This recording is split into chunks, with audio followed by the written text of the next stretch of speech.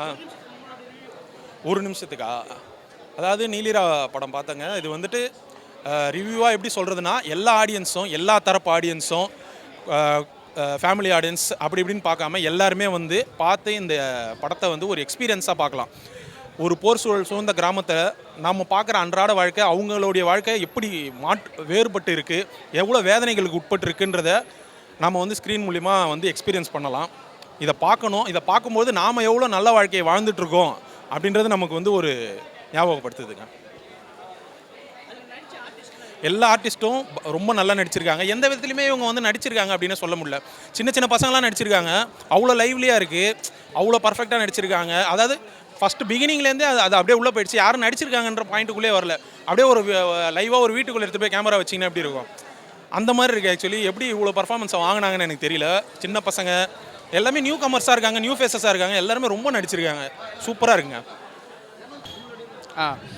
Overall சூப்பராக இருக்குது படம். நீலிரா செம்ம ஒரு எக்ஸ்பீரியன்ஸான ஒரு படம். இலங்கையில் நடக்கிற போர் சூழலில் ஒரு கல்யாணம் நடக்கிறதுன்றது செம்ம ஒரு பயங்கர எக்ஸ்பீரியன்ஸு. செம்மையாக இருக்கே, அடிச்சிருக்க எல்லாருமே செம்மையாக பண்ணியிருக்காங்க, எல்லா ஆக்டர்ஸும். ஸோ நல்ல ஒரு படம்.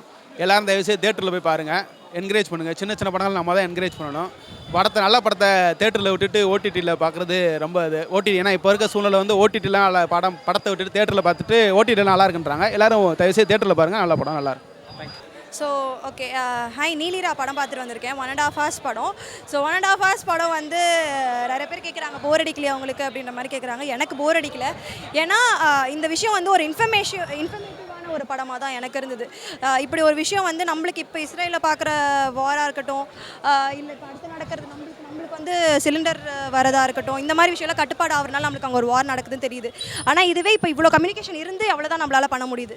இதுவே ஒரு 80s 90s வந்து ஒரு கம்யூனிகேஷனுமே இல்லாத இடத்துல வந்து ஒரு பீப்புள்ஸ் எப்படி சர்வை பண்ணியிருப்பாங்கன்றது ஒரு விஷயத்தை கொண்டு வந்து அழகாக, ரொம்ப அழகாக அந்த படத்தில் கொண்டு வந்து காட்டியிருக்காங்க.